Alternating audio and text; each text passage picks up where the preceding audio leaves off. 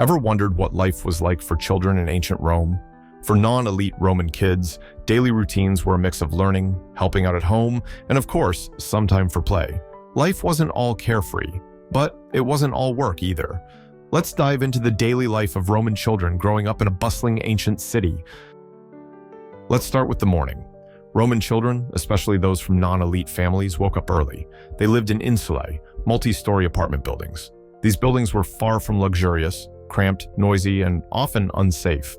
The sounds of bakers firing up their ovens or craftsmen hammering away were probably their alarm clock. For breakfast, orientaculum, it was simple and humble. Bread, maybe with some cheese, dried fruit, or watered-down wine if they were lucky. A pancake from the local bakery was considered a treat. Wealthier families might add fish or honey, but for most Roman children, breakfast was something quick and basic before the day began. Education for boys and girls in ancient Rome was vastly different, and a lot depended on social class. Boys from non-elite families usually started formal schooling around age 7, where they learned reading, writing, and arithmetic. These lessons could take place under the guidance of a private tutor or in a school setting known as a ludus. However, boys from poorer families rarely had access to formal schooling.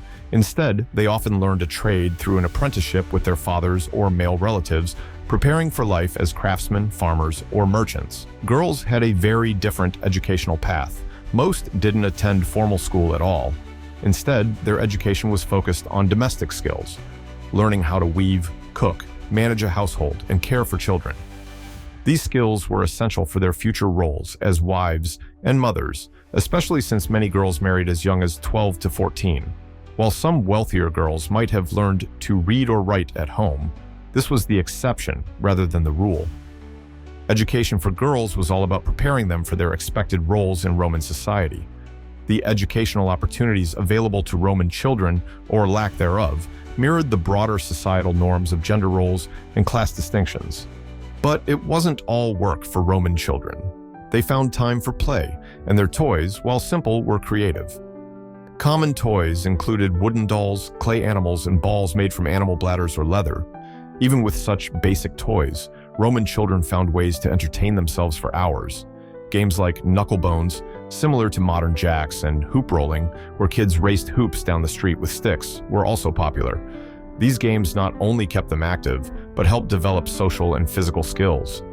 Children also loved playing games that mimicked adult roles. They'd pretend to be soldiers, merchants, or homemakers, practicing the future roles they would take on in society. Play was crucial for Roman children's development, providing a balance to the hard work and responsibilities they had.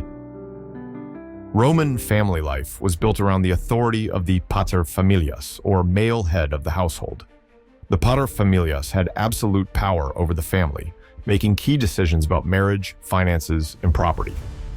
Children, especially boys, were expected to respect and obey him without question, reinforcing the strict social hierarchies of Roman life. From a young age, children contributed to the family's economic survival. Boys often helped their fathers with farming, crafting, or running small businesses. They might even assist in trades like baking or selling goods in the bustling markets. For girls, their work was focused on helping their mothers with household chores like cooking, cleaning, and sewing. These duties prepared them for their future roles as wives and mothers. Every family member had a role to play, and survival often depended on this shared effort. This sense of responsibility and interdependence fostered a strong work ethic in Roman children, who learned from an early age that their contributions were crucial to the family's well-being. While Roman children were busy with work and play, their health was a constant concern, especially for those living in insulae. These apartment buildings had poor ventilation, inadequate sanitation, and the ever-present risk of fires. These cramped conditions made it easy for diseases to spread, and infant mortality rates were incredibly high. In fact, around 28% of all Roman children died before their first birthday. For most families, access to healthcare was limited. Only the wealthiest could afford trained physicians, while the rest relied on folk remedies or care from family members. Malnutrition was common due to poor diets, especially in crowded urban centers where food was often scarce. Conditions like rickets, caused by a lack of sunlight, were prevalent in children living in insulae with narrow streets and small windows. Infectious diseases like malaria and tuberculosis were rampant. Epidemics regularly swept through the population, with devastating consequences for families. Life was tough, and survival was never guaranteed. Despite the challenges, Roman children did find joy in social activities, especially during religious festivals. Festivals provided a break from the daily grind and were a chance for families to come together and celebrate. Children participated in these events alongside adults, learning about Roman culture, values, and traditions. Festivals were vibrant occasions, filled with food, games, and theatrical performances. Children were active participants, not just spectators, and these events were some of the few moments where even the poorest families could enjoy communal joy. Public festivals allowed all social classes to participate, fostering a sense of unity and community among the citizens of Rome. In conclusion, the life of a non-elite Roman child was a blend of hard work, play, and moments of joy.